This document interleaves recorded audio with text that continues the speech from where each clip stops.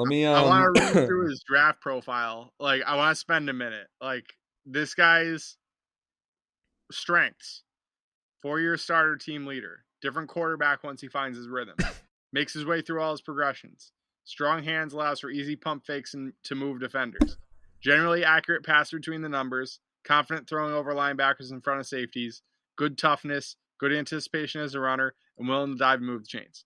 All solid, but here's why he's meant to be an undrafted free agent and ends up getting picked in the last round instead.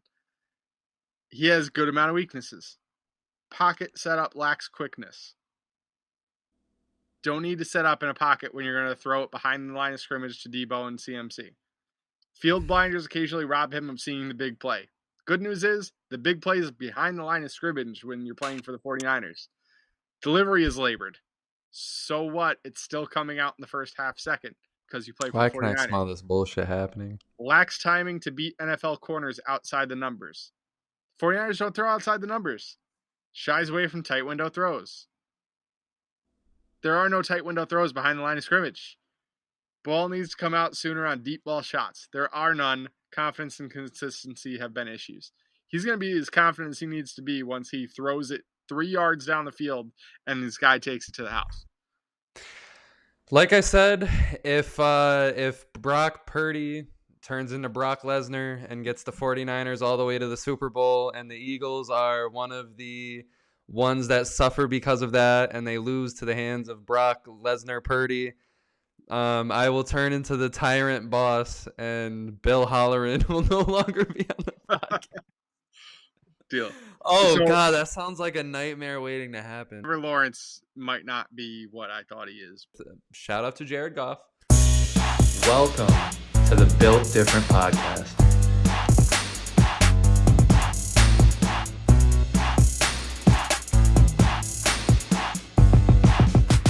Let's get it. Welcome, everybody, to the Built Different podcast.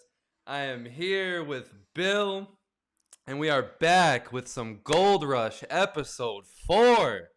Yes, and Welcome football. Aboard. Welcome aboard, ladies and gentlemen. American football. American football. My apologies. Back to the NFL, since our World Cup run did not last incredibly long. We do not get to call it soccer across the world as we were kind of hoping for. So our football, we get to spend a little time today talking through what happened last week. We'll recap the week. We'll go through our top takeaways. We'll, of course, look forward to the week ahead. We're going to talk some playoffs today. We've been putting it off a little bit, but we're definitely going to dive into some playoffs today. At least take a look at who we think's going to get in. It's crazy because I've been like, Bill, man, I'm itching for these playoffs. I'm itching. Yeah, we've been putting it off. We wanted a little bit of a clearer picture, but ultimately, I don't think we're going to have a clear picture until week 18. I think it is going to come down to the wire. I look forward to that flex scheduling, which we'll definitely dive into a little flex scheduling this week as well. We will talk about our Bill's block and Tom's intuition, of course, and then we'll go through our 5 and 5. I definitely have one bonus bet for you. We'll see what Tom can come up with as well. So to kick us off, recapping last week, there was an absolute game of the week, and that was the Chiefs versus Bengals. And, man, it really came down to the wire. That was quite a game. I think this is a preview of, I don't know about AFC Championship, but most certainly a matchup that we're pretty likely to see in the playoffs. What did you think of that game? I loved it. You know, our new legends are taking shape, and I'm loving these classic battles that we're getting. You know, like our Drew Brees and our, Aaron Rodgers and Tom Brady's and Peyton Manning's, those guys and those battles are starting to go away. And now we're getting our, Patrick Mahomes and Joe Burrows and, Josh Allen's and, all these battles. And here we are. I loved it. I especially loved it that, Joe Burrow, man, this guy is just inserting himself right back into the picture. And we talked about it last week, and It's crazy how it's coming true. Here we are. The Bengals are a threat, and that's basically what I'm here to say. There's something about this fucking guy, man. Joe Burrow. He is confident. It's scary. And while there's a lot that could have been said about this game on the Chiefs' end, some mistakes were made. Sure. There's some things that they can shore up, which will be shored up, and this will be a lot Yeah. more of even more of an exciting game somehow when we get to the Yeah. playoffs. You know how that is, but there's a lot to be said about this Bengals victory, and most importantly, Joe Burrow is here. This is their performance you absolutely wanted to see. A This was hundred the one. percent. Yeah, he was lights out. I mean, to review a couple stats, he was 25 of 31 for 286 yards, 2 touchdowns, no interceptions. Played an incredibly crisp game. 6 incompletions versus 25 completions is pretty nuts. That's elite level completion percentage, Going and they toe. weren't dink and dunk throws either. He was taking his shots down the field. Meanwhile, Chase damn near 100 yards. Samaje Perine ends up with over 100 yards, which tells me if Mixon was available, this might not have been all that close. But I do want to say, ultimately, this game was close, and Mahomes did not have his best day. He went 16 to 27 for 223 yards, 1 touchdown. Pacheco had a solid day, 14 for 66 and a touch. And ultimately, it's Travis Kelce fighting for more yards that ends up costing them the game.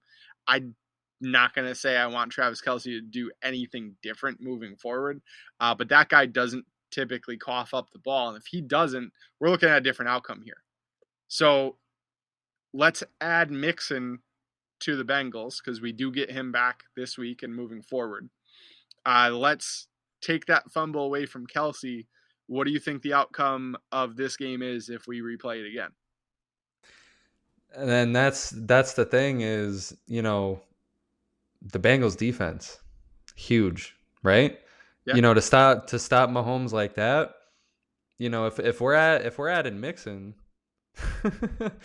this Bengals team, man, it again, it just adds another thing to this playoff picture that, again, when we're gonna get to it, but sheesh, man, this is gonna be a fun ride that we're gonna be taking on. Like I said, I don't want to sit here and say the Bengals are gonna beat the Chiefs in the playoffs. I still have the Chiefs. I don't think, we're gonna sit here and go into the playoffs and the Chiefs are gonna lay an egg twice.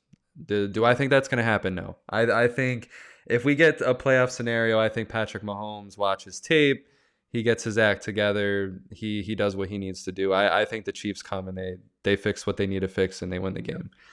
But at the same time, I wouldn't be surprised. It's Joe Burrow. He's like, how old is he? He's young, at least young in the league, and he's playing like he's 33. 33 Yeah. with like 4 MVPs under his belt and like 2 rings, and like he's been here, done that so many times before. It's so great to see. I love it. Yeah. And I think you're spot on there. I don't think that Mahomes, after watching that tape, uh, comes back out and throws less than 60% completion percentage. Uh, I do think this does look different next time around, but ultimately I'm signing up for it really every week. I could definitely take a Chiefs versus Bengals matchup. So especially with the slate that we got in front of us, there's not going to be that level of excitement in all likelihood. There's nothing quite that meaningful on this slate. So, hey, I definitely watch this over and over again. Yeah. Now, an interesting game. Your Dolphins. There was some injuries, on your guys' end that were announced a couple of days before that had me a little skeptical about the game. But then as the game goes along, Jimmy G breaks breaks his foot, Yep, first and then quarter. and comes Brock Purdy, and one can be thinking, oh, the Dolphins got this in the bag because who the Yep, hell is Brock Purdy? Wrong. wrong. Couldn't have The been more. 49ers end up smacking the living hell out of the Dolphins. Tell us a little bit about it. Yeah, I mean, they clearly are not the same team without Teron Armstead. And a lot of credit goes to Chris Greer. A lot of credit goes to Mike McDaniel for piecing this team together. It's definitely a lot different than last year. And even the spurts that we saw, there were some, decent things to take away from that game. Not a ton of it, but it was just pretty poorly executed across the board. I have a few major knocks to this. First off, this felt like Mike McDaniel was out there playing game Madden and forgot that there's a running section to the playbook. He ran it, I want to say, 8 total times and passed it a whole lot more than that. Tua did not have his confidence that he's become known for. He didn't have that swagger this week. There wasn't going to be as much joking around between McDaniel and him on the microphone. So how do you open things up for him a little bit? You run the damn ball. And we did average 4 point something yards a carry when we did run it. Just we barely ran it. We were never out of the game by that much where we should have abandoned the run. I get it in the fourth quarter, but man, if you only ran the ball 8 times going into halftime, you really got to be questioning, hey, what's going on with this offense? What could we be doing differently? Why aren't we running the ball? Now, here's a good reason we might not have been running the ball. Austin Jackson was out. Teron Armstead was out.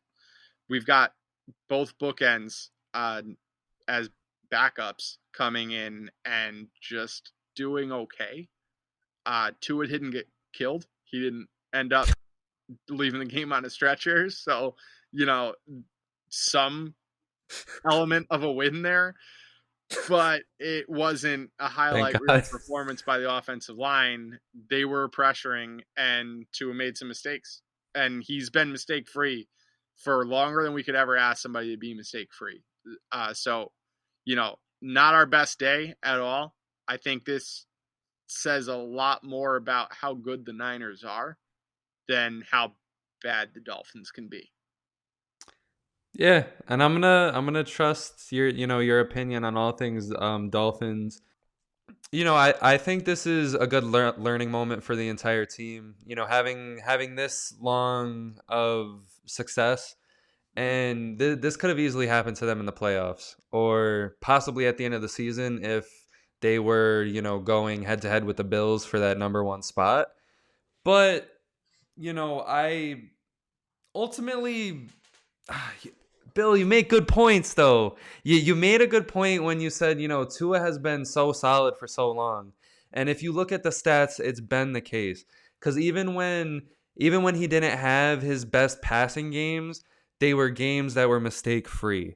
They were games where you could still look at them and say, okay, he didn't have it, but he didn't really give the game to the other team. He still kept his team Right. there. He didn't just he didn't die. He didn't pull what some of these other quarterbacks do and just interception, interception, interception, Sure. interception. Run into brick wall after brick wall, do crazy stupid things trying to be a hero. He gives his team a chance. Yeah. But in this game specifically, I think the one big key learning point is to just relax, just calm down, be the Tua that you've come to be, and you'll be okay. Because the difference between what you have now and what you didn't have before is that you have one of the better offenses, in the league, in my opinion, anyway. You have Sure. one of the better offenses, and to some people, they don't think that the Dolphins, have a decent or good defense. I think it's a defense that'll at least, Brock Purdy destroyed you guys. I'm sorry, Bill. But it's still a defense that I think can get the job done at the end of the day. It's a team that is capable of winning the Super Bowl if everything goes the right way. Not a lot of teams can say that. I think Yeah. the Dolphins are one of maybe 5 or 6. Trust your team, Tua. This is Sure. that's the lesson I think is to learn. Both him and McDaniels though. Trust your team. McDaniels, Yeah. trust the run. Tua, you don't have to panic. Just calm down. Right. Just relax. Yeah. It is what it is. But Yeah. one quick point though, that Waddle injury hurts. That That could Waddle hurt a injury lot. hurts. We'll see Yes. how serious that is. Just to finish up on your points, I think it's less Brock Purdy destroyed us than Christian McCaffrey destroyed us. Yeah, So, you know, Purdy had 25 completions for a total of 210 yards. That's a lot of dinking and dunking down the field. 8 of but those catches went to McCaffrey for 80 yards and a touch, along with 66 on the ground. fair That man's enough. a beast, and ultimately, it looked like he should have had more on the day. It Yeah, felt like we were actually shutting him down decently. When right. you look at the plays and like what could have been on each play, there were some tackles that were basically shoestring that you could have really seen Yeah, him breaking off the big one. So, you know, I think the Niners are going to be just fine, especially with Brock Purdy. I don't think that's a downgrade at all. I think Jimmy G's injury doesn't really mean a whole lot to them. And I even they want him back, but just because they need warm, capable bodies in that quarterback room, can't. Brock Purdy's going to be all right, man. Brock Purdy's going I to. don't. I can't see it because like when for a Super Bowl, I when it comes to Jimmy G, yes, he's not the best quarterback in the world. I almost feel like I jinxed him when we were talking about it when I talked about his injuries and now he has a fucking broken foot. But when it comes to Jimmy G, he has the experience of going to the Super Bowl and actually playing in it this time. Um, I think that is necessary. I think that is very necessary. And this 49ers team, yes, I feel like you can plug almost just about anybody in that quarterback position at this point, and they're a Super Bowl team. But I think the difference is that Jimmy G has the experience of winning playoff games, and Brock Purdy is Brock Purdy. you Mr. know, Irrelevant, baby. He's the last pick of the draft. if And he, like I said, if he wins, whatever. I yeah. will whatever. This will go viral. Whatever. I will choke on my words. It is what it So is. this is a scheme offense that similar to the Dolphins, go figure, based on Mike McDaniel coming from the Shanahan tree. But you don't have to worry about any of the things that Brock Purdy isn't good at. So you got a guy that has shown some potential at Iowa State and ends up being Mr. Irrelevant in the draft, but falls in the perfect spot. This guy hit the lottery by getting drafted to the 49ers because you didn't know Trey Lance is going to get hurt. That part is the really unfortunate piece. But Jimmy G is going to get hurt. If he gets on the field enough, he is going to get hurt because he always does. And now he gets the opportunity to be a starting quarterback for not just an NFL playoff team, but a team that I pick to probably win the NFC and represent that conference in the Super Bowl. When I think of Brock Purdy, I think of Brock Osweiler. Going to be Brock Osweiler in the playoffs, or is he going to feel a little bit more like Brock Lesnar? Depends on what team he faces. We'll If find he's out. facing the Cowboys, I feel like he'd be Brock Lesnar. If he's facing We'll the find out. Vikings, I feel like he's going to be Brock Purdy. I'm just saying. This is the scenario I have. Let's find out. All right, so moving forward to the next game, still to recap the week prior, we saw a really weird scenario, and I don't know how to even figure this out, but I'm going to say it probably hasn't happened many times before if it's ever happened before.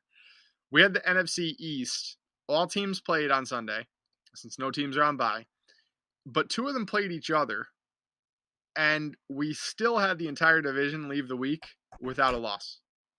Undefeated conference while two teams played each other. Thank you Only to that bullshit. Only Giants bullshit like this Commanders. happens in our division. I will And say like shout out to both teams playing for the tie because there was a good chunk of time where both of the teams were very content getting the tie, and I had under 40.5 for that game. So I thought I was absolutely boned going into overtime because that's how that works. More points are going to get scored almost guaranteed, and none did. So I ended up cashing that ticket. But man, I think the Giants really are the team that's more thankful for that tie out of the two. I it was a cool day for the entire division. The Cowboys completely dominated their opponent. The Eagles completely dominated their opponent.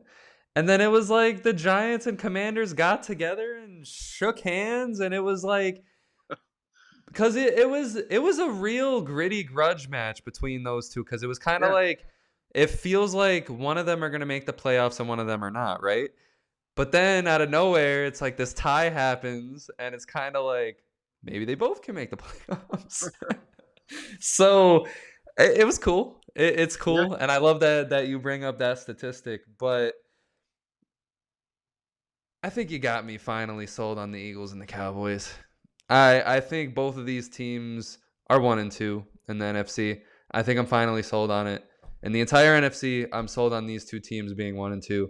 I'm not sold on the order yet. I think I have to wait and see when they clash, and I Sure. believe that matchup is coming soon. I believe within the next 2 weeks. I think after this Giants matchup or the week after that. But yeah, it's exciting. This division is exciting because Heineke is getting his time to shine. Carson Wentz is on the bench where he belongs. He's not the top 4 quarterbacks in this division. Like, he has Daniel Jones and Tyler Heineke ahead of him. He has Jalen Hurts ahead of him. Who would have thought that Jalen Hurts would be the number 1 quarterback in this division and Dak Prescott is behind him? This is Yeah. great. This is great. Everything is going great. Just how you drew it up, baby. Yeah, I've been sold on the Eagles. I tried selling you on the Eagles, but man, that was a great performance. That They win. Yeah. that is a very well coached team. I've talked about how much I like Mike Vrabel, and he's not a guy that's going to get blown out very often. They took advantage of all the right stuff. AJ Brown really got his revenge game, and man, he showed out. But all around, it was a team performance, and the Eagles looked damn good. That is my biggest takeaway from the game, was that the Eagles dominated the Titans, a team that keeps it close, a team that keeps it gritty, a team that really makes you earn the victory. We really trampled them. The Yep. Eagles really steamrolled the Tennessee Titans, and Derrick Henry didn't really look phenomenal. And this is the time of year he hits his stride too. Right. And code like like their coaching, it was such a dominating performance. And for me, like, AJ Brown, right, Hmm. just decided to have a good game. This was my biggest takeaway. He just woke up and decided to have a good game. Yep. If he can just decide to have a good game, okay, I'm sold now. Yeah. I'm sold. It's If AJ Brown is gonna wake up and decide that he can do that, okay, you got me. and Because listen, there's that's what I'm worried about with this team, is that this team can just run into a brick wall at any given moment.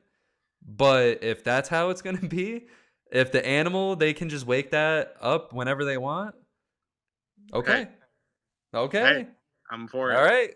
I'm Yeah, I'm you it's got me. Let's go. Let's do it. Fly that's Eagles a fly. quality that you can knock for some people is if you're choosing to turn it on, why don't you choose to turn it on all the time?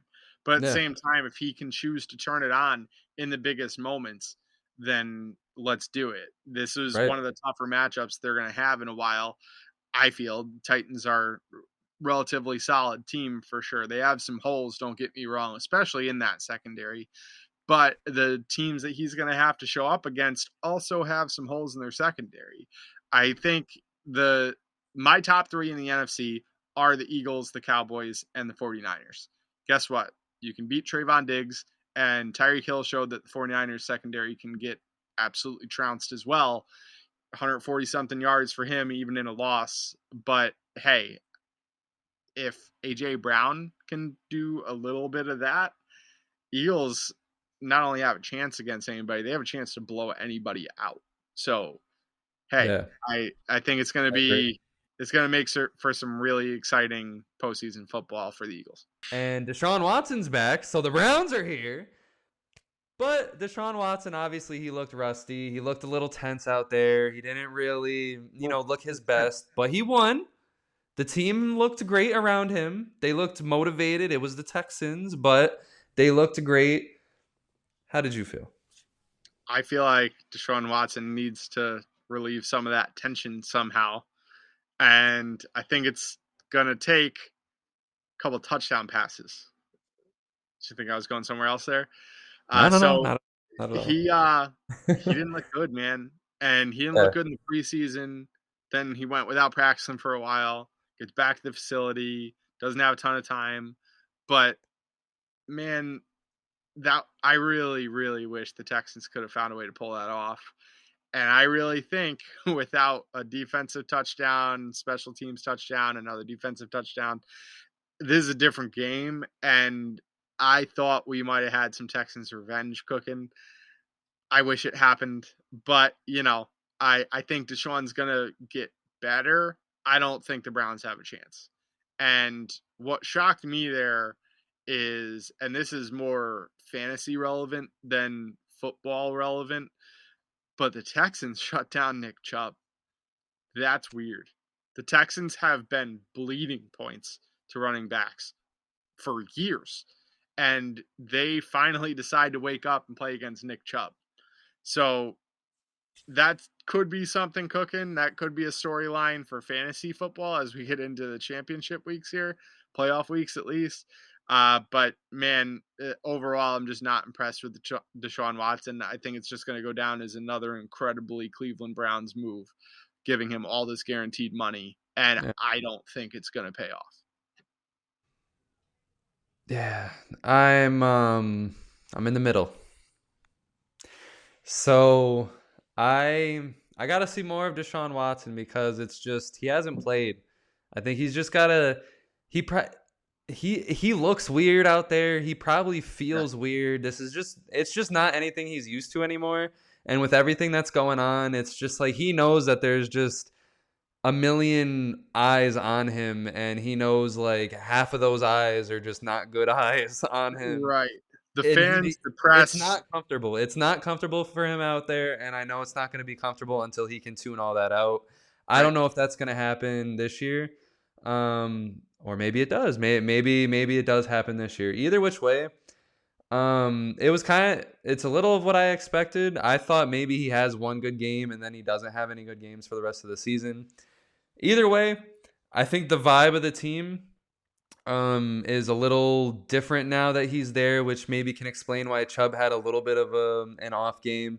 I don't think that continues. I think he'll pick it back up and it'll be back to business. I think just with the media attention that was probably on the game, everything, all the weirdness that surrounded that game probably got to Chubb somehow. Like, this environment's weird. I don't know. It's the Texans. I just want to just get the hell out of here. I don't even really want to be here like for Yeah. this game. But For a guy that clearly doesn't handle the media pressure, the fan pressure, and everything else yeah, very well, that is a tough atmosphere. And, yeah, NFL really looked like a bad guy for wanting to hype up this game and like make sure his suspension ends in time for this. Bad look for sure, but ultimately it kind of backfires. And Deshaun yeah, Watson, who was a big storyline, gets kind of pushed all the way down the page here for having incredibly pedestrian numbers. And now he's a bit of an afterthought. And nobody really cares about Deshaun Watson. He's not yeah. this all-star quarterback right now, at least, And because he I couldn't go up against his old team. and I on the other side of that coin, um, taking out all of the because I don't want to get canceled here. Taking out all of the BS, taking out all of the things that have happened with that. The off-field The issues. guy, yeah, the guy is an incredible athlete. The guy is in the NFL and got paid that contract for a reason. The guy got paid that contract because the Browns are stupid, but he earned that in a way because of his talent. So they're in the hunt for the playoffs. They have an incredible defense, in my opinion. They have talented players on the offense. The AFC is amazing. I love the AFC right now. It's such a mess. It's such a disaster. But when it comes to this team, I can, if Deshaun Watson turns it on, this team is dangerous. And I don't want to fully say that like Deshaun Watson is written off because like this guy's an athlete at the end of the day. Yeah. Was one of the top quarterbacks in the league as recently as 2 years ago. And one thing that strikes me about Deshaun Watson was that there was a moment in walking off the field at the end of, I believe, the last game he played as a Texan, or it might have been the year before, when him and JJ Watt were walking off the field, and JJ Watt had said, like kind of like, I'm sorry, I feel like I didn't do enough out there for you. I still think Deshaun Watson's a good leader on the field. I still think he can, lead this Browns team. I think overall this is a better situation for Deshaun Watson to be in than what he was with in Houston. And at the same time, I also think this is a better Browns team than there has ever been on the field in recent memory. Maybe, I don't know. This team is fucking weird. We'll find out. We will find out. Or one of the last items to wrap up last week. Tom Brady with his third game-winning drive of the year, 2 touchdowns in the last 3 minutes.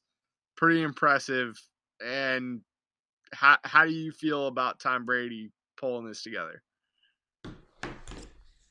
What, like, I don't like this guy just keeps just pulling magic out of his ass because it's like these games specifically, I understand it's the Saints, right? And he should be winning this. But should he?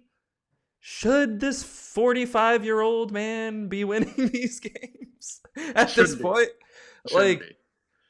Like he again, I understand it's the Saints, but again, like this guy just keeps just pulling it out of his ass and just making these game-winning drives. He just keeps making the magic happen, and it's scary to me because again, the story and what I always base I'm 14 years in a row correct on my Super Bowl winning predictions.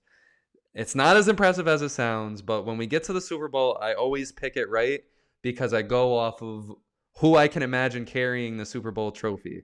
If I can't imagine them carrying it, but this is sounding like very Brady-ish, like this season, and it's just a 45-year-old man is just destroying like people like that.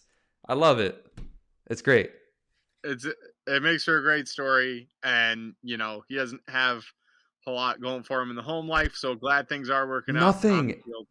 It's sad because like the only thing he has going for him is football. Because I don't know if you know this either, but he invested a lot of money in FTX. Yeah. Yeah, The that's rough yeah. too, but I don't think this guy's hurting for $1, so I don't feel too bad for him on that front. Feel more bad on the other front. However, there is a quarterback that nobody feels bad for after this past week. Yes. Quick shout out to the Dark Knight himself, Jared Goff. I want to give a quick shout out to Jared Goff, man. I called him the Dark Knight 2 weeks ago. I gotta say it again. This guy, man, he's working his way back into our hearts. We were all pooping on him. I think like literally, Yeah. I don't think he had fans at one point. Like I think like literally everybody just did not like this guy. They were all calling him a goofball. They were all just writing him off. They were all saying he was going to be out of the league. And here he comes, and I'm happy for him. And that was just a really quick shout out. Don't worry, we won't mention him again. But The Jared Goff versus Carson Wentz decision is always going to be a pretty weird, pretty important conversation. It's fun looking back at draft classes and just thinking how wrong somebody could be in certain moments and then how right they can be in a different moment. And it's strange. But how irrelevant that conversation actually ends up being. Right.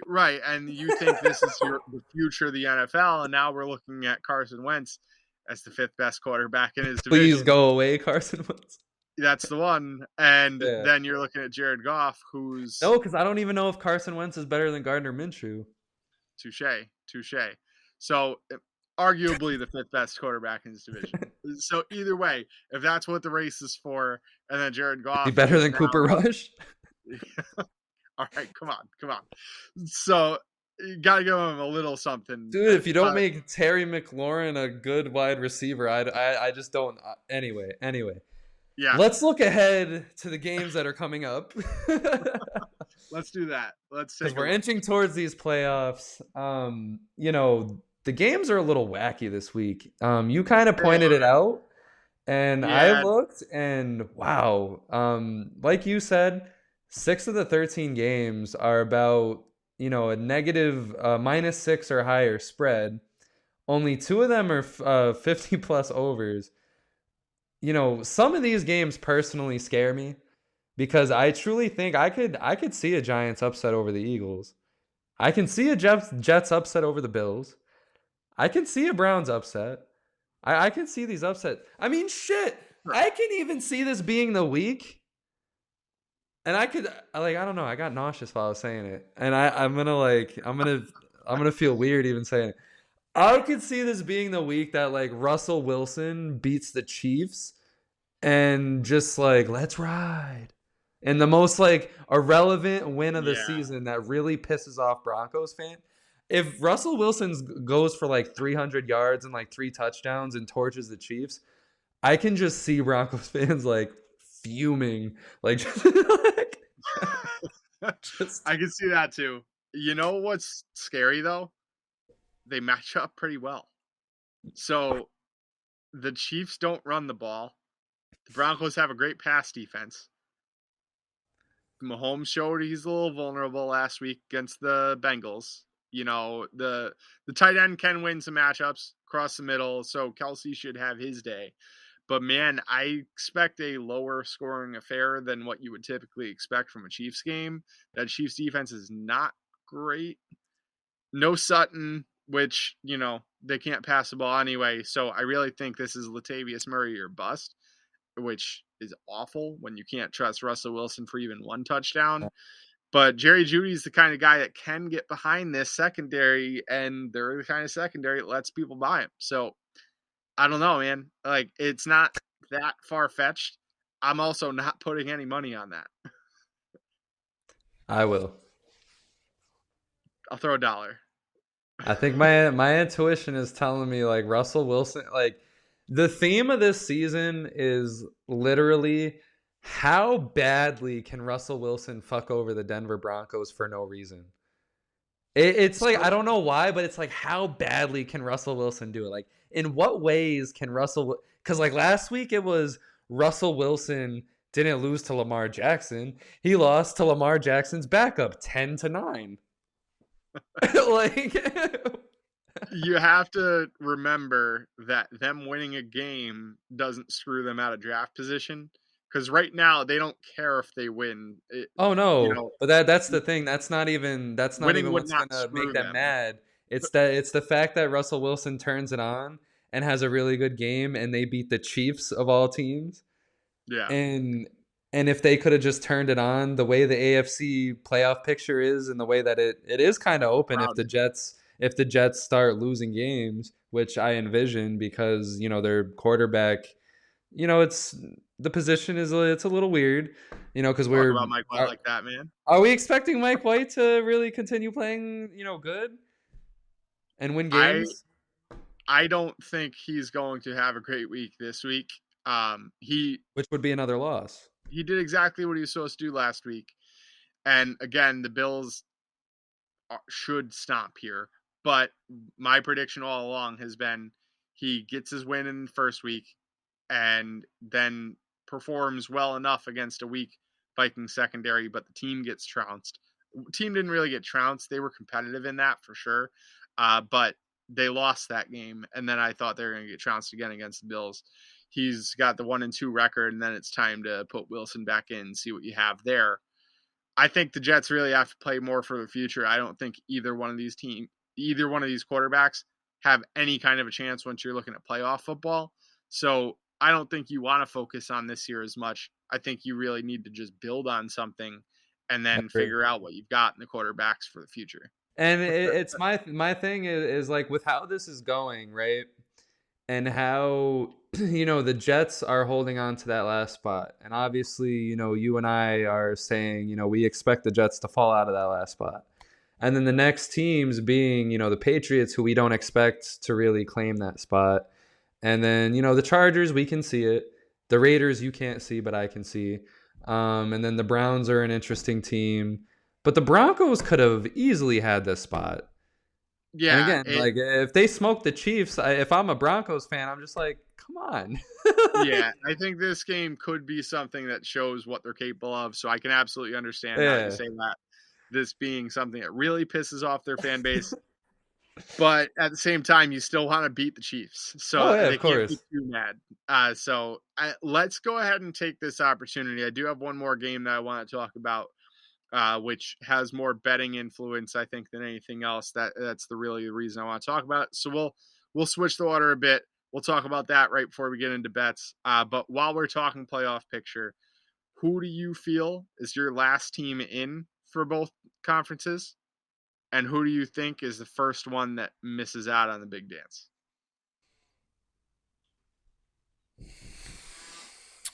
So you should already know that the first team that I think is gonna make it is gonna be the Raiders, AFC. They're gonna be the ones that squeeze in. I think it's closer than Bill thinks. Bill's gonna disagree with me until the Raiders are actually in there firmly. But like I said, after this, they're gonna get this win against the Rams, and they're going to be there. It's going to be a conversation all over the world. Everyone's going to be talking about the Raiders making the playoffs question mark. And then after another couple weeks, we'll be talking about them in the playoffs. And then the team that's going to be edged out is the very underachieving Chargers. We'll be talking about their quarterback, their underachieving quarterback. We'll be talking about their underachieving defense. We'll be talking about their underachieving coaching. We'll be talking about all that good stuff. On the other end of it, I think the Seahawks will be the last team to make it. I think the order the way it is. I think the Giants, they'll be okay. I think this tiebreaker really, or this tie really helped them. Um, I think this is oddly like really what they needed. I think the Seahawks, based on one of their more recent losing streaks, I don't think they have what it takes to move up, but I also don't think they're going to fall out based on how weak the NFC is. But I do think the Lions will come the closest because if you look at the standings, they're there. And I do think they're going to win at least half of their remaining games because this guy, Jared Goff, shout out to Jared Goff, by the way. This guy, Jared Goff, is ripping it up. And I think the Lions will come the closest. So, All right. So I got a little bit of a flip flop on a couple of teams that you had just mentioned. Starting off on the AFC, I do have the Jets making it in. I think they are going to squeak in. It's going to be close. I think it's going to be a one game difference, or it could even go to tiebreakers. But I have the Patriots as the first team out. So I don't think that Mac Jones is really going to be the answer at quarterback unless they really stack some talent around him. I think the Patriots are starting to learn that they don't really have a passing game and that it's going to take one in this pretty stacked AFC that has a lot of talent, a lot of firepower. And I don't think they can keep up with some of the games that they need to keep up with in order to surpass the likes of the Jets, which feels weird to say.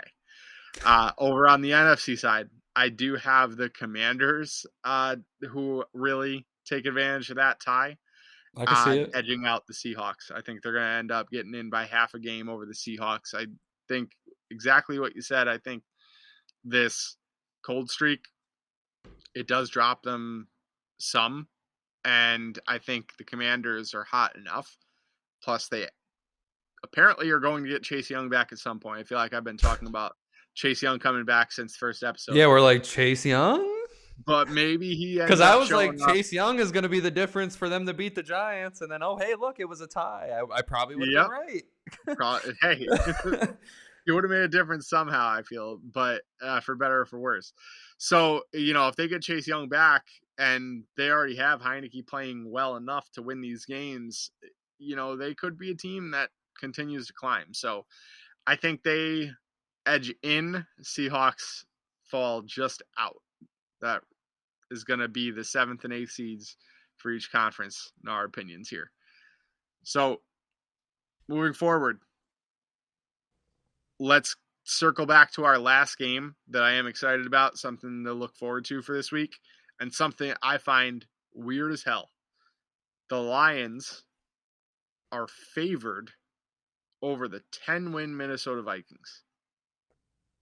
Now, I'm not a professional handicapper, but I wouldn't have set that line anywhere near this. How does that happen? How does a 10-win team end up as the underdog? And given the Vikings are at the Lions, but Ford Field is not a dangerous place to play. It's not like they're in elements that they're not familiar with. They're in a dome. But It's the Vikings are 2-point dogs to the Lions, to the 5-win Lions. How does this it's happen? I don't know. I mean, Lions, their offensive stats are actually like really like broken right now, especially after like these last couple of wins that they got. I think all that considered, the Vikings are very, very shaky against offenses like the Lions have. I guess it makes sense, but for me, like you can't make the Lions favorites. It sucks because you're preventing people from making money here if the Lions are to win. But And I mean, America wants hey, to cheer for the Lions. Maybe that's a candidate for America's team. th- Jared Goff, Jared Goff. America's favorite. What? Big, The big shout out. turnaround from America's least favorite to America's favorite. But You put a you camera in know, front of Dan Campbell long enough, and that could end up being America's team. yeah, I still see the Vikings winning this. But I it's stuff like this when lines like this come out, I usually don't go against these lines. Cause like Right. it was something like this in basketball when like the 76ers were completely hurt, but they had them favored against the completely healthy Hawks. And I was like, I'm gonna take that all day. I'm gonna take the Hawks under. Why are the Hawks underdog? I'm spamming that, and then the Hawks end up losing by like 15. It's like, what? That doesn't make no sense. Right.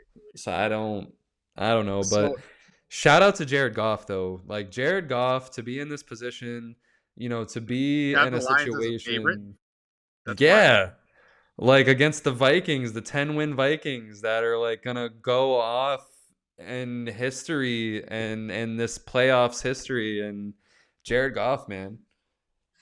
Jared Goff. So that wraps up for the look ahead. Um, I'll talk a little bit more about my opinion on where that game goes in a little bit. I'll be talking about that game quite a bit throughout my segments here. So first, we're gonna kick off with Tom's intuition. Yes, yes. And I with Tom's intuition, I really want to give a shout out to Jared Goff because, this dude, Jared Goff, he's really he's overcome a lot, man. Like he really came into this, as a St. Louis Ram, and he had to embrace this whole Los Angeles Rams thing. The fans don't show up. It's always, the other team's fans that show up to the Los Angeles games. It's, this hilarious thing. They don't believe in their team, whatever. And then, we had that horrible season where he almost had as many interceptions as he did touchdowns. But at the end of the day, he was throwing 4,000 yards and, whatever. I still always thought he was a good quarterback. At the end of the day, it's just, he had Jeff Fisher as a coach. But whatever, more power to him. He ruins quarterbacks. But either which way, my intuition on Jared Goff is that I think with how bad these quarterbacks are, I think he's a top 10 quarterback. Don't ask me who he's better than because I can't tell you and I don't want to do the math right now. But that's why this segment is bullshit and my intuition is bullshit. Jared Goff is a top 10 quarterback, or he will be because it's my intuition and I have to predict things with this segment. So he will be a top 10 quarterback next year. The second one, Kyler Murray is going to be the future quarterback of the Patriots. I don't think this relationship with the Cardinals is going to work out for too much longer. I think it's whack. I don't think they want to do it for much longer. I think they're just doing it because he's talented. But like he's not motivated to play for them. I don't think they're motivated to really push him anymore. So I just think he needs something different. And I think Bill Belichick would be perfect for this guy because I know Kyler Murray at his best is a dangerous MF on that field. And I think Bill Belichick would be someone perfect to get that out of him. And they're going to be perfect together. Let's get it to happen. And the third thing, Baker Mayfield is going to be a great quarterback in this league. It's just not going to be for the Rams. He keeps ending up in these weird toxic situations that I find hilarious.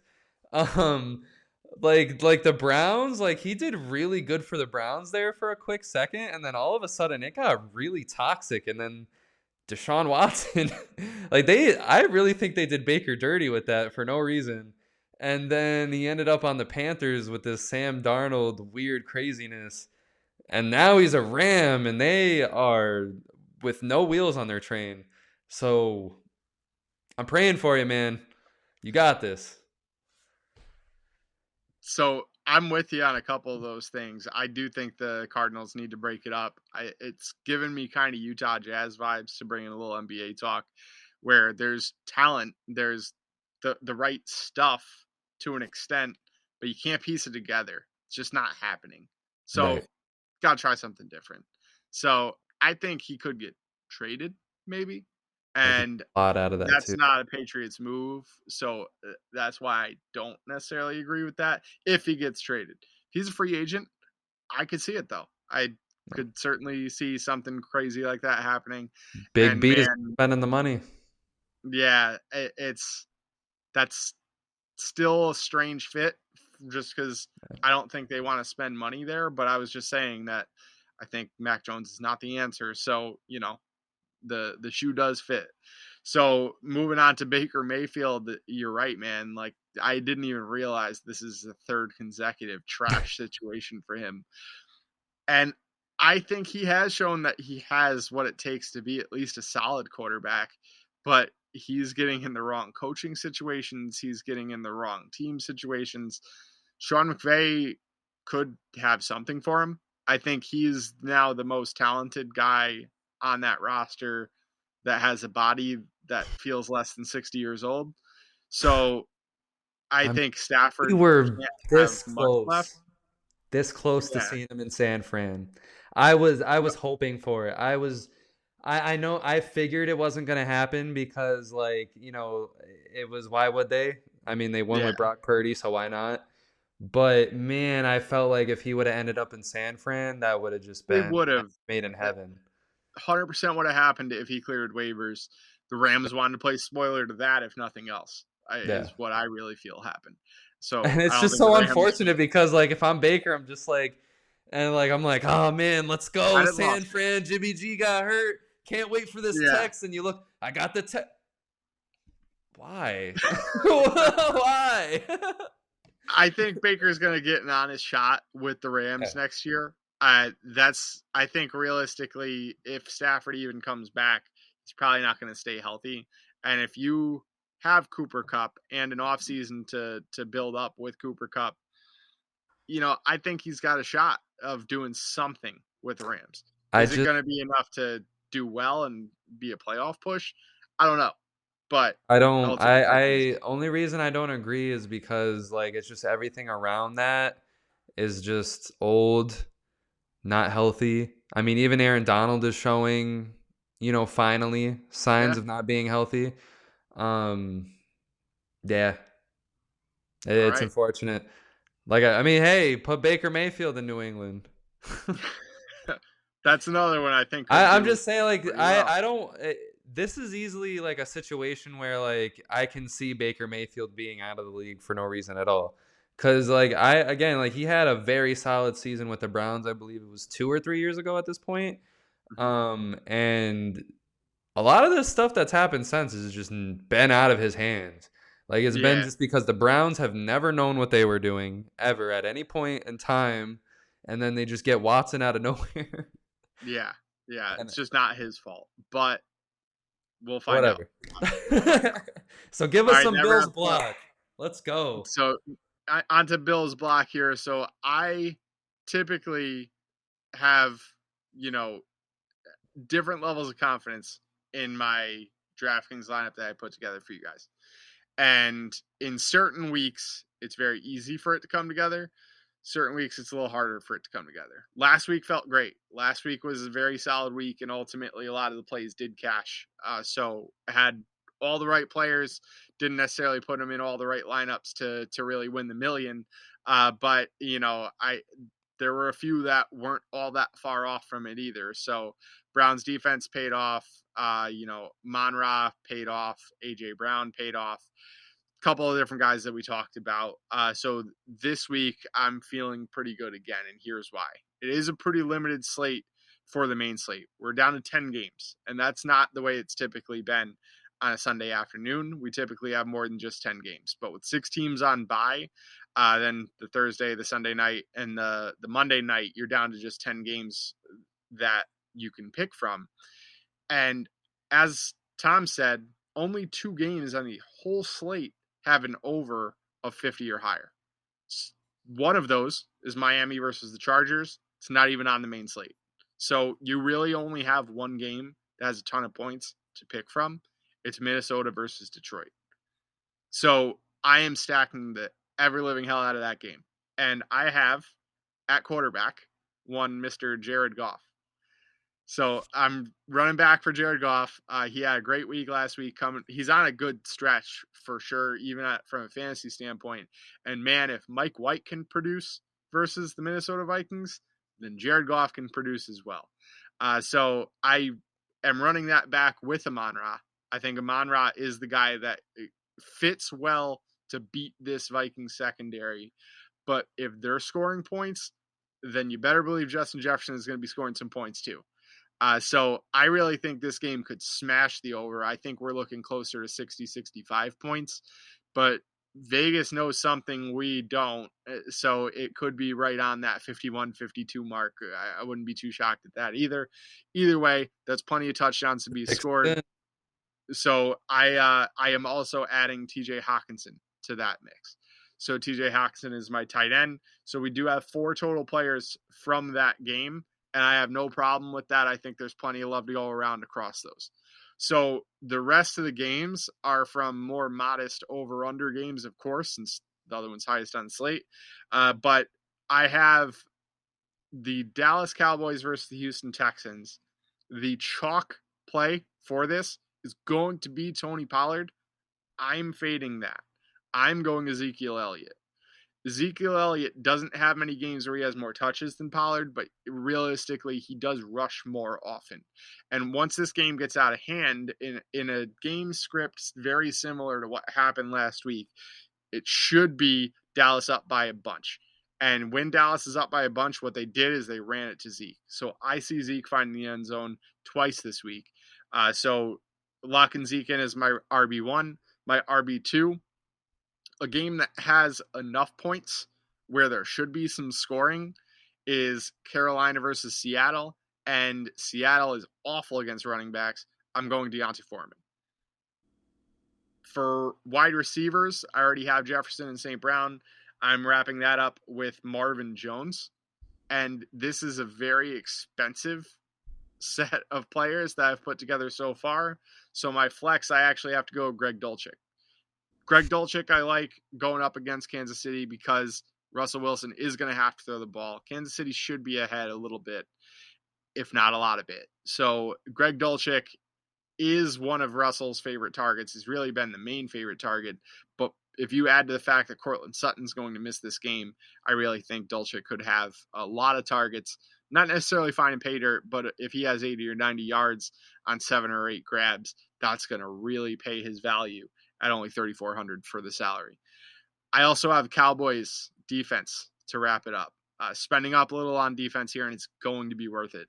So they really get after it. They have a ton of sacks. They know how to turn the ball over. And realistically, I'm expecting a touchdown from the Cowboys defense.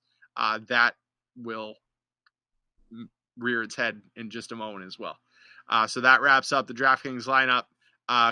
Not a ton of places that I really want to pivot to. This is pretty much the lineup I want to lock in. I'm not in love with Marvin Jones. If you can find something of a better value, I think he can beat the Tennessee secondary. I'd really love to get Christian Kirk in instead, but just couldn't do it from a salary standpoint. Uh, that should cash at least in a 50-50 lineup, but I'm definitely firing that up in tournament play. If I was going to pivot off of anybody, it's probably spending down on Justin Jefferson and then firing up something a little higher than Marvin Jones, mixing in maybe Christian Kirk instead, and then take your favorite with whatever is left money-wise. That's Bill's block. Hell yeah. I always get some good parlays out of this. Let's go. All right. So going on to the 5-5, I'm gonna start off here by putting the records down below. It is getting good. So with that being said, I'm gonna start off with my choosing. Very weird week, like we had mentioned earlier in the podcast here. But I'm gonna start off. I'm gonna pick the Ravens over the Steelers. The Steelers are favorited in this, but I really don't care. I really don't care for this playoff push that they're trying to make either. It's actually angering their whole fan base, which is actually really funny. Their fan base is like practically like begging for them to tank, because as you mentioned in the podcast last week as well, it is very close right there from, second on to like 15th. So they can easily get all the way up there, but they're trying to make a playoff push for whatever reason to go. And if they magically do make the playoffs, they're going to get squashed. I don't care for it. And I think the Ravens are going to destroy him and destroy their confidence. Now, I think that the Titans are going to beat the Jaguars. I think after that loss to the Lions, I think the Jaguars are going to mail it in even further. I think they're going to embrace the tank. I think the Titans also are going to fully play with desperation in this game as well, because after these couple of losses, they really need this win. I think they're going to beat the Jaguars. The Buccaneers, I have them beating the 49ers. I have Tom Brady getting a very big win. He needs it. He needs to gain some more ground in this division. I have Brock Lesnar losing at home. I think this is a lot of pressure facing Tom Brady at home, and it's not going to work out for him. I think Tom Brady is going to win that game. Tom Brady and the Bucks. I have the Seahawks beating the Panthers. I think Geno Smith is going to get it done. He just keeps coming out with beautiful quotes week after week, and I'm just buying into his story more and more. I'm like starting to feel like he's going to win his first playoff game, even though I know it's probably not going to happen. But I'm starting to believe in this guy. The quote that he said this time was that with everything that he's been through, like, all the unfortunate stuff that's happened in his career would be a dream for a lot of people on this earth. So I love this guy. He's just like, he's gold. He's just golden. And the last choice of teams that I have here is that I have the Dolphins over the Chargers. I think the Dolphins are going to have a very good comeback game. They're going to go into LA. I think a lot of Dolphins fans are going to show up. I think they are going to smack the Chargers. I think Tua is going to smack Herbert. And there's going to be a lot of smacking going on. I'm sorry for being violent tonight, everybody. But that is my teams. You're up, Bill. Excellent. So I was just very hyper for this episode. I don't know. I'm just really happy where the podcast is. I'm happy to talk football. I'm just happy. And I'm violent when I'm happy. I'm not abusive, I promise. So my 5 money line teams, I actually am taking the Lions over the Vikings this week. If you see a line that's this rough, then man, Vegas typically knows something that we don't. So I looked up the weather and then I remembered they have a dome, so I just don't know.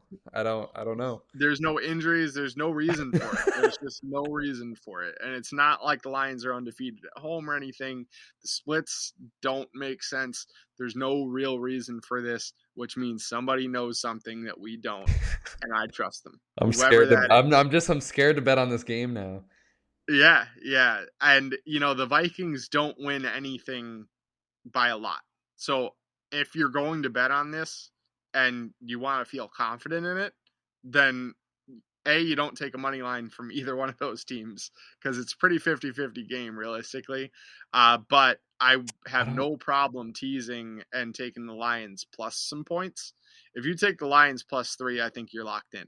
I don't see this being more than a 3-point game, but I like Lions to win it. I think again Vegas has to know something that we don't hear for this line to be set where it is. So I'm gonna say it though. I feel like we should smash the heavy over, because I think it's gonna be a shootout.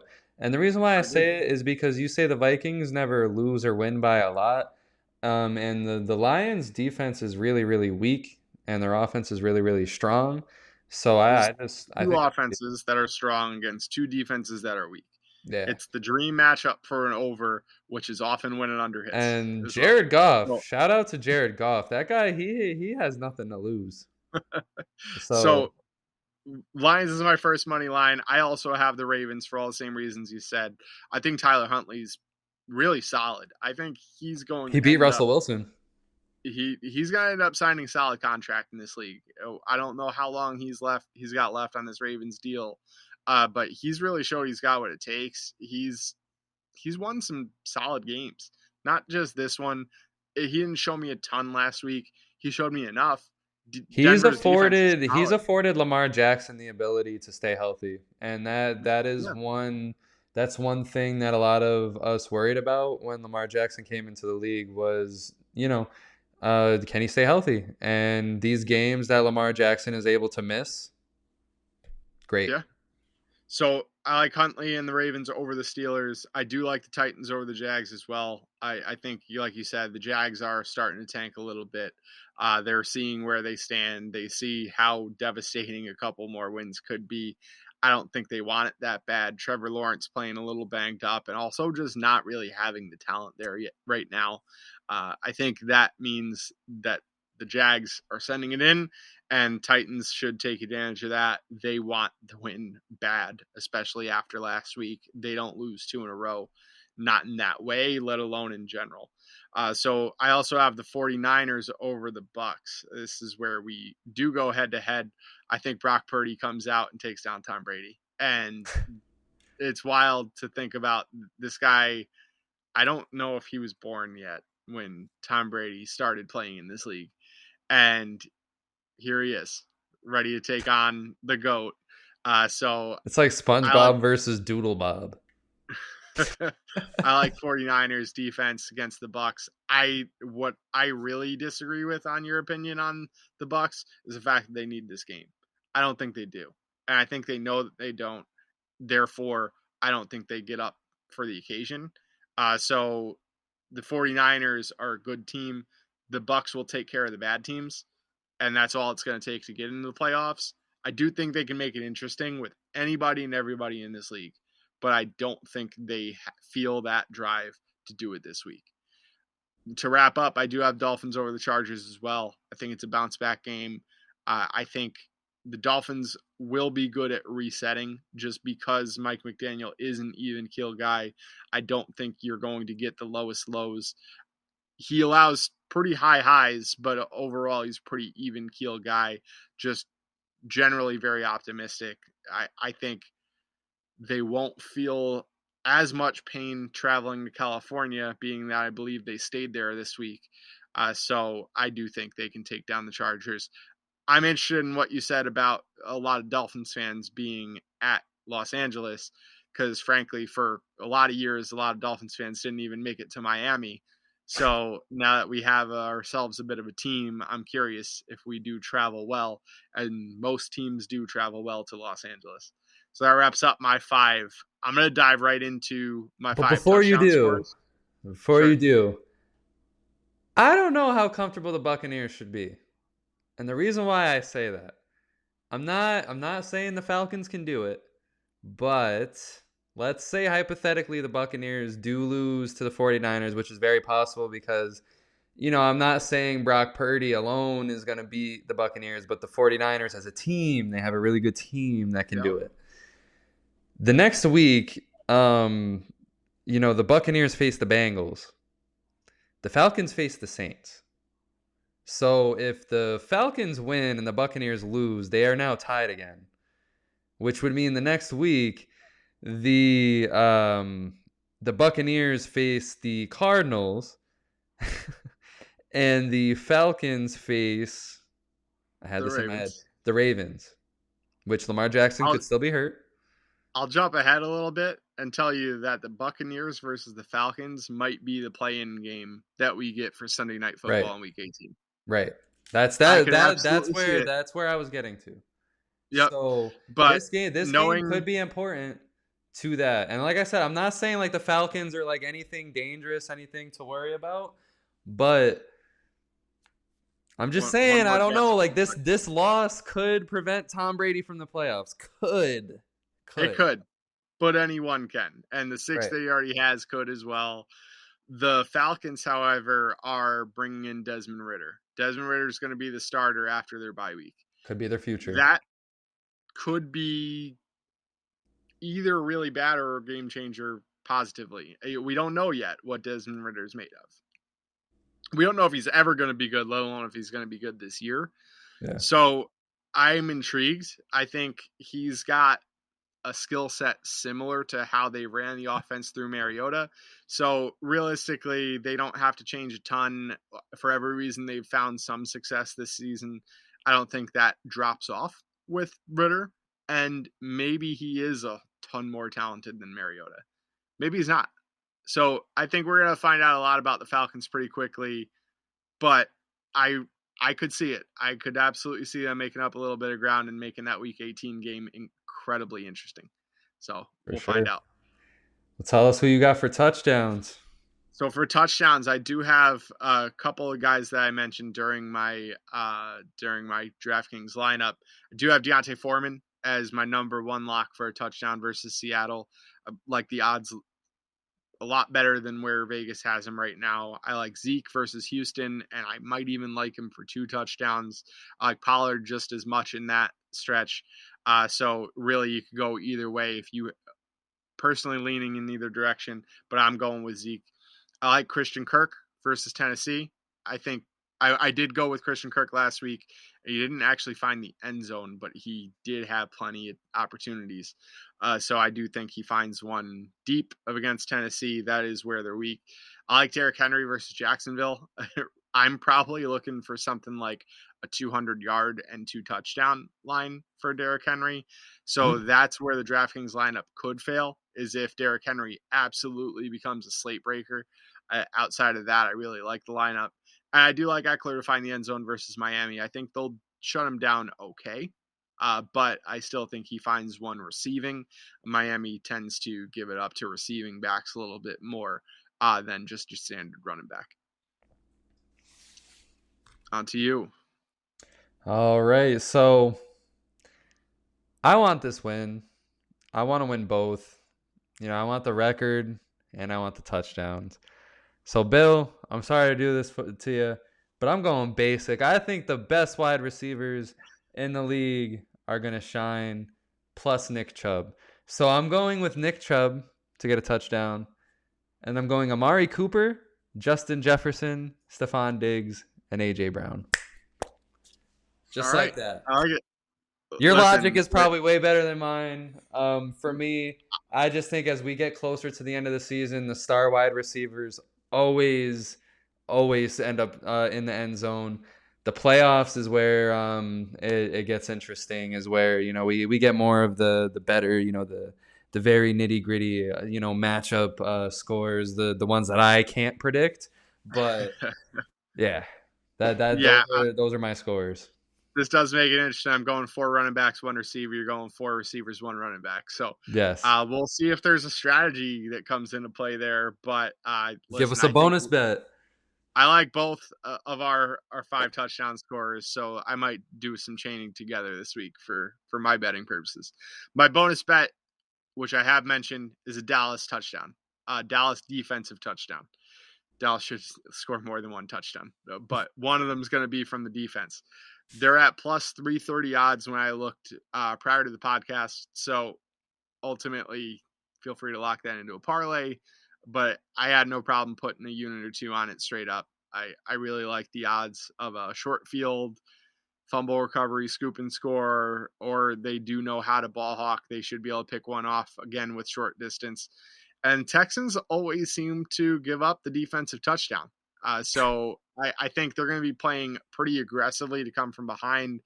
Plus, Dallas knows how to pin guys deep. So I think a couple short field situations, that's a bonus bet that I have more confidence in. I almost put them in as one of my general touchdown scorers this week, but at plus 330, I thought I also want to win this. So went different route. That's fair enough. That is fair enough. What have you got for a bonus bet? 1 second, the Rams actually made it interesting real fast, but the Raiders just had the punt of a lifetime, so they probably did that. Wow, Baker Mayfield didn't have as bad of a performance as I thought he was going to have. 18 to 30 for 159 yards so far. I thought it was going to be under 100 yards if I'm being truly honest with you. I didn't think he'd get sling it 30 times with the time he came into the game. But listen, he's outperformed Derek Carr right now. Yeah. So we'll see. Jacobs came back into the game. But that's good. That's good to hear. I'm especially my bonus bet. You know what? I just want to give a shout out to Jared Goff. You know, Jared Goff, a very good quarterback in this league. Again, I'm such a sucker for the underdog story, the guy that nobody loves that ends up making everybody love him. You know what? Just make a ticket of Jared Goff just going off. Just do it. Make the ticket. I know for whatever reason the Lions are not the underdog, but make the ticket of Jared Goff going off, and I promise you're going to have a good time. And with that being said, your translation there, Jared Goff, over 299.5 passing yards, over 2.5 touchdowns. Is that where his line is? That's where I'm putting it. For you can if that is your line for 300 yards, I'm going to take the over 2.5 touchdowns, and I'm going to take 400 yards. 400 yards. Yes. You heard it here first. Yes. Take that ticket. Take the Lions and the Vikings. This is gonna be a crazy game. I have the feeling. Like the defense. I feel like these defenses are not even gonna like study. I don't even know like this. They're not even gonna bother like even doing anything. Any of their pregame anything. I feel this is like a schoolyard pickup game. It feels like. Oh yeah. Yeah, they know they don't have chance. Why bother? Oh yeah. With that said, that's when you might get a defensive score every here and there as well. So it's just some schoolyard bullshit turning into some weird stuff the other direction. But I think that's game of the week. Vegas obviously thinks so too. Yes. And with that being said, we're going to leave it there. That was another edition of the Built Different podcast, another edition of Gold Rush. We did it again, Bill. Talked our bullshit. Talked everything we could. We gave it our all. We left it all on the field. We left it all out there for you guys. Make sure you guys subscribe, like, follow, sell your soul to us. Shout out to Belgium. You guys became our #1 listener. How about that? We love you guys. Thank you so much. We appreciate the support from everybody, though. Appreciate all you guys. Make sure you guys are staying in tune. Our rebrand is coming. We are so excited to give you guys what we have in store. Make sure you guys, like I said, subscribe, follow, like, sell your soul. Do everything you can. Stay in tune. See you next time. See ya.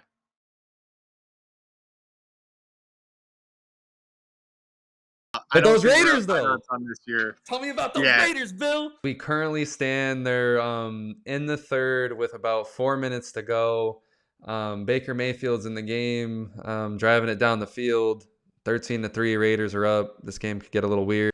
It's happening, man. I'm sticking with it. I'm not turning my back. Why won't the Raiders make the playoffs, Bill? Why won't they? I can tell you why. Antonio Brown, John Gruden, Henry Ruggs. The list just goes on and on. Derek Carr, Jeff Saturday. Like, it's crazy. Why wouldn't they? Have an awful defense. And anybody and everybody can score points on them except for maybe Baker Mayfield. We'll find out about that momentarily.